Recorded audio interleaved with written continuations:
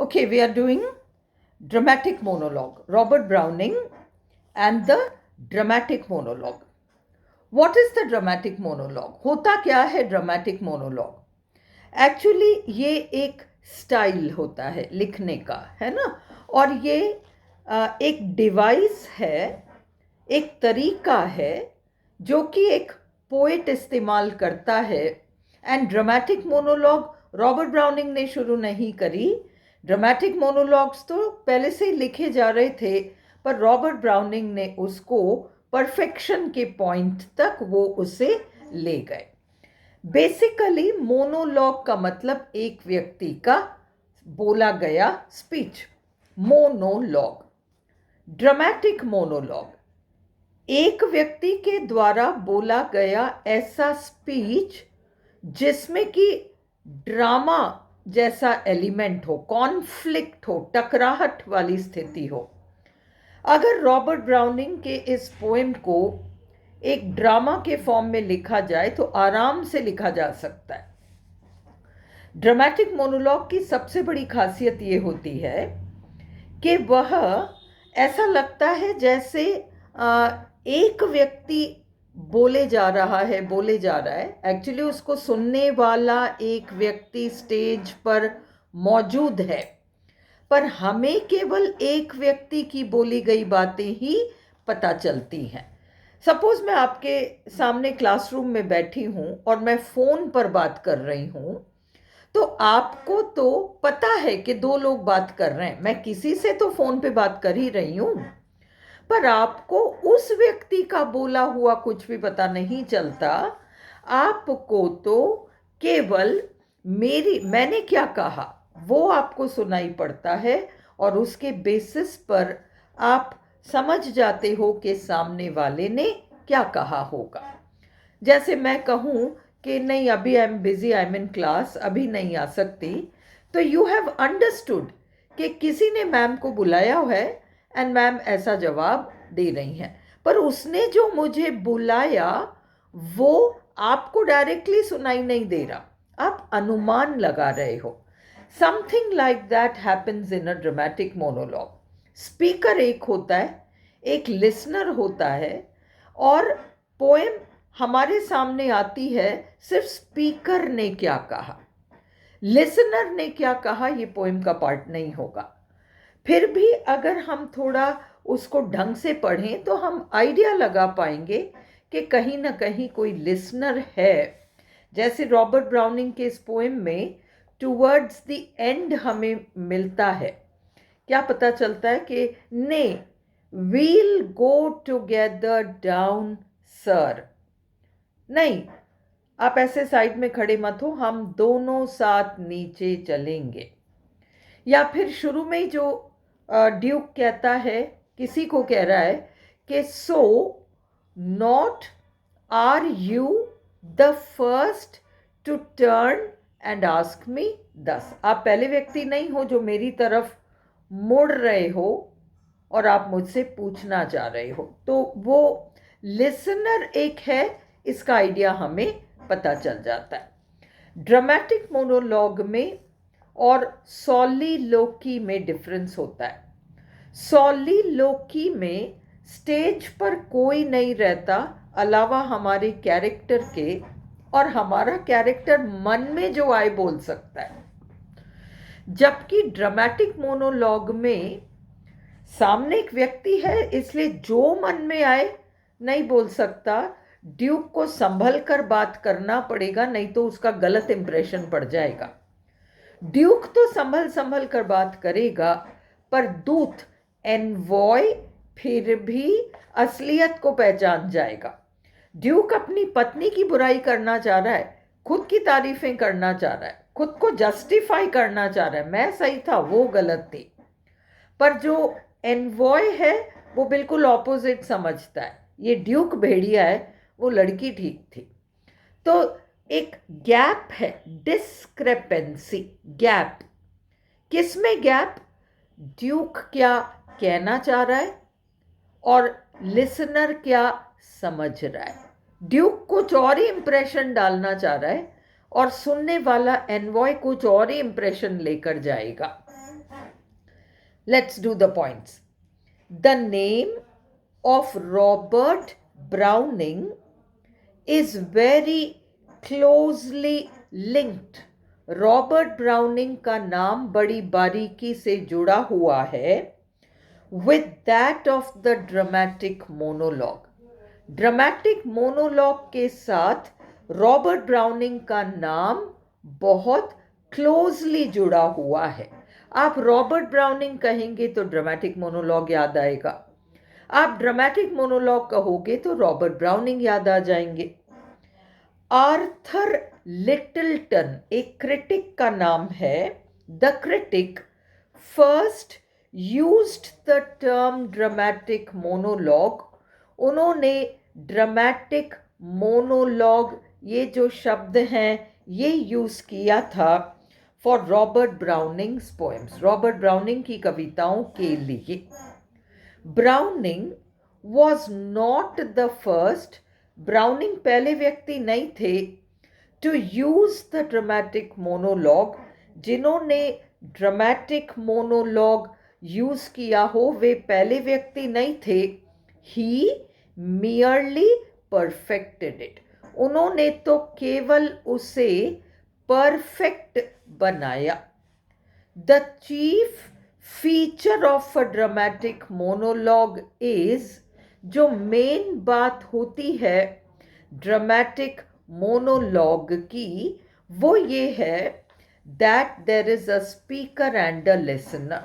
देखो सॉलिलोकी में केवल स्पीकर होता है, कोई भी स्टेज पर नहीं होता अलावा स्पीकर के, इसलिए स्पीकर जो मर्जी आए बोल सकता है. उससे बहुत बड़ी गलती भी हो गई है तो वो उस गलती को ओपनली कबूल कर सकता है, सुनने वाला कोई है ही नहीं. पर ड्रामेटिक मोनोलॉग में तो एक सुनने वाला व्यक्ति होता है, इसलिए संभल कर बात करना पड़ता है स्पीकर को. द लिसनर्स कमेंट्स, सुनने वाले की बातें are not included in the poem, कविता में शामिल ही नहीं रहता. The speaker hides his real personality, speaker अपने वास्तविक व्यक्तित्व को छुपा लेता है. And tries to give a good impression about himself to the listener, खुद के बारे में बड़ा अच्छा इम्प्रेशन देने की कोशिश करता है सुनने वाले पर. दस इस तरह से देर इज अ डिस्क्रेपेंसी, फर्क आ जाता है, gap, discrepancy gap, between what he says, मतलब ड्यूक या स्पीकर क्या कह रहा है और सुनने वाला क्या समझ रहा है, इसमें गैप है. एंड वॉट द रीडर और ऑडिटर, ऑडिटर सुनने वाला, अंडरस्टैंड्स अबाउट हिम, स्पीकर क्या बोल रहा है और सुनने वाला क्या समझ रहा है, इसमें गैप होता है. इन दिस वे, इस तरीके से the dramatic monologue is helpful, dramatic monologue बड़ा उपयोगी होता है इन रिवीलिंग, उजागर करने में, the character of the speaker, speaker के व्यक्तित्व को खुलकर उजागर कर देता है dramatic monologue. Browning's poems are all psychological studies, Browning की कविताएं साइकोलॉजिकल स्टडीज मतलब कैरेक्टर की मानसिकता को स्टडी करता है. And present a complete soul study, ऐसा लगता है जैसे स्पीकर के जहन में घुसकर, सोल में घुसकर वहाँ छुपी हुई बातों को दर्शा रहे हैं पोएट हमारे सामने.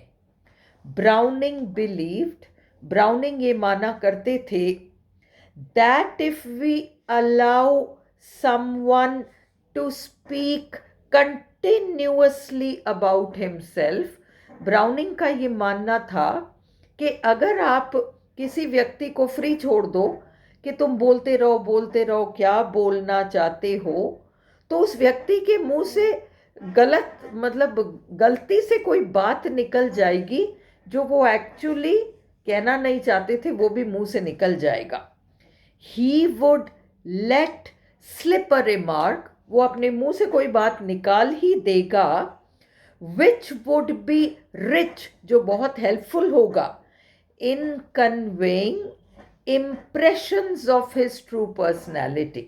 स्पीकर के वास्तविक पर्सनैलिटी के बारे में सही इंप्रेशन सुनने वाले को मिल जाएगा। Most of Browning's poems, Browning की अधिकतर कविताएं belong to the period of the Italian renaissance. Browning की अधिकतर कविताएं बिलोंग करती हैं इटली के रेनेसांस काल को बिलोंग करती हैं। 14वीं शताब्दी रेनेसांस, 14वीं से 16वीं शताब्दी।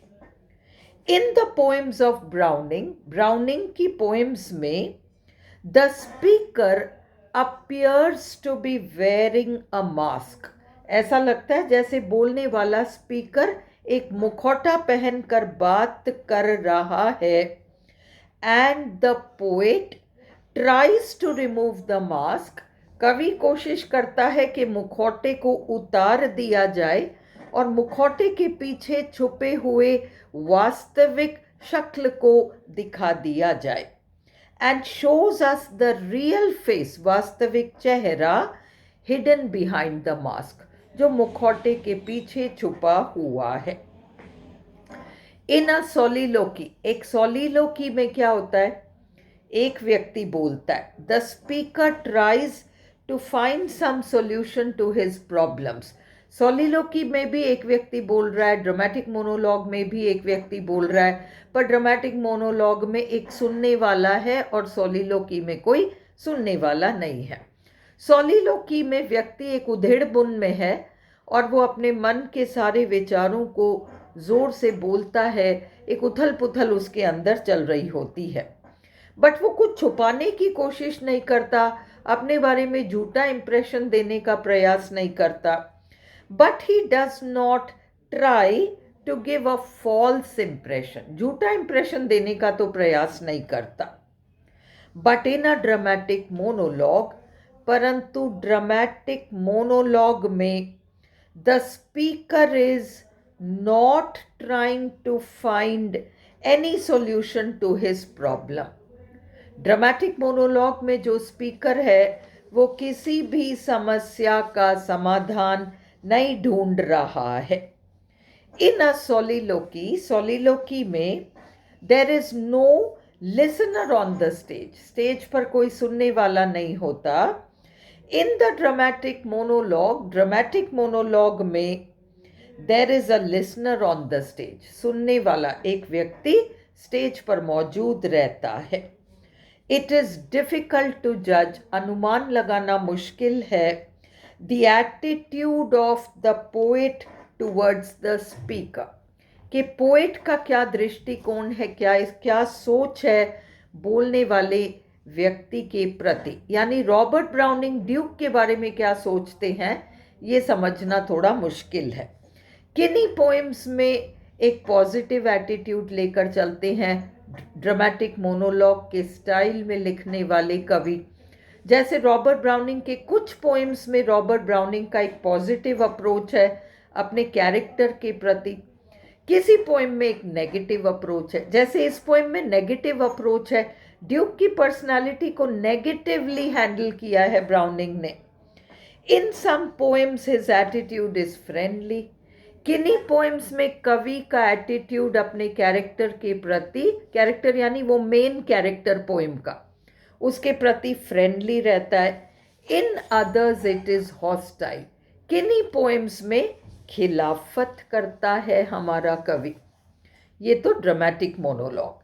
अब हम बॉक्स देखते हैं, 3 बॉक्स देख रहे हैं, आपको जो अच्छा लगे आप यूज़ करो, तीनों यूज़ कर सको बहुत बढ़िया बात है, 20 मार्क्स का क्वेश्चन आए, और नहीं तो आप कम से कम एक बॉक्स, तो जो भी कंफर्टेबल लगे आपको वो आप यूज़ करें।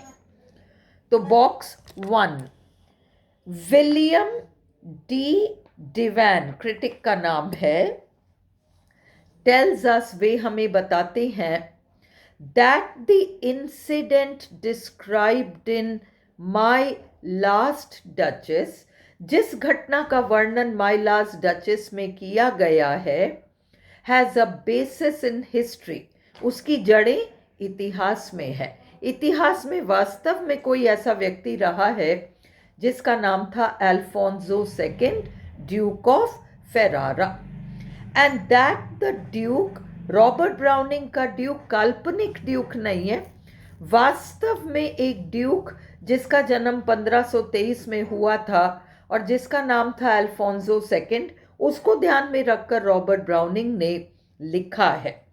And that the Duke is a poetic recreation, poetry में उन्होंने रिक्रिएट किया है, पुनर्निर्माण किया है, of Alfonso second Duke of Ferrara. Alfonso second नाम का व्यक्ति जो कि फेरारा नाम की जागीर के ड्यूक थे और जिनका जन्म 1523 में हुआ था, ब्रैकेट में born 1523, the story of whose first and second marriages, और उनकी पहली शादी और दूसरी शादी से संबंधित बातें, इज सिमिलर, बिल्कुल समानता रखता है, to the story of Browning's duke, Browning के ड्यूक की कहानी से, Alfonso second's first wife Lucrezia, Alfonso second की पहली पत्नी ल्यूक्रेजिया, आप चाहो तो ड्यूक के बाद फुल स्टॉप लगा सकते हो और अल्फोंसो से नया स्टार्ट कर दो सेंटेंस अगर बहुत लंबा हो जाए। Alfonso second's first wife Lucrezia, who died at the age of 17, Lucrezia नाम की वो लड़की जो 16 साल की उम्र में मर गई थी, इन सस्पिशियस सर्कमस्टेंसेस, बहुत संदेहास्पद परिस्थितियों में, संदिग्ध परिस्थितियों में, might have been the model, शायद अल्फोंसो सेकंड और अल्फोंसो सेकंड की पत्नी मॉडल रहे होंगे, मतलब वो कैरेक्टर्स जिनको रॉबर्ट ब्राउनिंग ने ध्यान में रखा, of the last duchess. Lucrezia को ध्यान में रखकर उन्होंने इस पोएम में ड्यूक की पत्नी का हमें इम्प्रेशन दिया है। अल्फोंसो डिड नेगोशिएट, अल्फोंसो ने बिल्कुल संबंध, रिश्ता चलाया था, negotiate, for his second marriage, दूसरी शादी के लिए, थ्रू द एजेंट, एक दूत के माध्यम से, who was a native of Innsbruck, वास्तव में इंसब्रक शहर का कोई व्यक्ति रहा होगा जिसके माध्यम से ड्यूक ने शादी की बात चलाई होगी। हमारे पोएम में इंसब्रक का नाम केवल एक कॉन्टेक्स्ट में आया है, एक संदर्भ में आया है। क्लॉज नाम का व्यक्ति जो इंसब्रक का था, उसने वो स्टैचू बनाकर हमारे ड्यूक को दिया है, नेपट्यून का, ब्रॉन्ज में, कांसे में। अब आपका बॉक्स नंबर 2, अब box number 2, the duke elicited, duke ने प्राप्त किया, elicited the same response from the duchess, वो का वो रेस्पॉन्स या प्रतिक्रिया ड्यूक ने डचेस से प्राप्त किया, जो रेस्पॉन्स एक सनसेट के सीन से मिलता था। एन ऑफिशियस फूल, ऑफिस के कोई मूर्ख व्यक्ति को जो रेस्पॉन्स डचेस देती थी, और the white mule did from her, या वो सफ़ेद रंग का खच्चर, उसको जो डचेस रेस्पॉन्स देती थी, ड्यूक को लगा मेरे को भी मेरी पत्नी वही रेस्पॉन्स दे रही है। इन दीज कंपैरिजन्स, इन तुलनाओं में, the Duke is being gradually deflated, Duke की हवा निकाली जा रही है, उसका महत्व कम किया जा रहा है, till he is equated with the mule, अंत में तो उसकी तुलना खच्चर से की गई है, म्यूल से की गई है, and made to look comical and stupid, हमारा ड्यूक बिल्कुल कार्टून कैरेक्टर की तरह लगता है, कॉमिकल एंड स्टूपिड, मूर्ख लगता है। दो ही फील्स, हालांकि ड्यूक को महसूस होता है, that he has been unjustly treated by the duchess, हालांकि ड्यूक को ये महसूस होता है कि डचेस ने उसके साथ अन्यायपूर्ण व्यवहार किया है। He is too large hearted, duke कहता है मैं तो बहुत बड़े दिल का आदमी हूं, टू ब्लेम हर, मैं उसे दोष नहीं देना चाहता था, मैं उसको कहना नहीं चाहता था कि तुम गलत कर रही हो, फॉर सच ट्रिवियल फॉल्ट्स, ऐसी छोटी मोटी गलतियों के लिए, इसलिए मैं तो बहुत बड़प्पन रखता हूँ।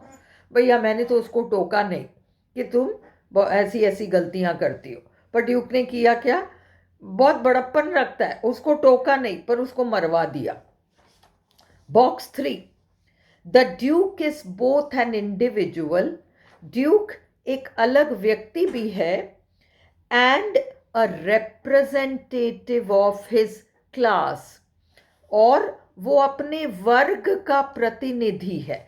यानी उस जमाने में जो बड़े बड़े जागीरदार हुआ करते थे उस वर्ग का प्रतिनिधि है, इसलिए उसके अंदर दोनों मिक्स्ड क्वालिटीज हैं। अ क्वियर मिक्सचर, अजीब सा मिश्रण, queer mixture of refinement and cruelty, refinement शालीनता, क्रूएल्टी क्रूरता, of sophistication and selfishness, sophistication उसमें एक सभ्यता भी है और स्वार्थी भी है, selfishness. The poem attempts to reveal, इस पोएम में कोशिश की गई है उजागर करने की, not only the duke's character, ना केवल ड्यूक के व्यक्तित्व का, but also the character of the epoch to which he belongs. epoch युग, उस युग के कैरेक्टर को, उस युग में जीने वाले ये बड़े बड़े जागीरदार कैसे हुआ करते थे, ये भी हमारे सामने दर्शाया गया है। इन पर्टिकुलर, विशेष रूप से, इट ड्रॉज इनटू फोकस, हमारे सामने ध्यान आकर्षित किया गया है, the nature of the marriage bond, कि विवाह का रिश्ता कैसे हुआ करता था, एज इट एग्जिस्टेड, जैसे कि उस जमाने में रहा करता था, in the Italian renaissance, Italy के रिनेसेंस काल में।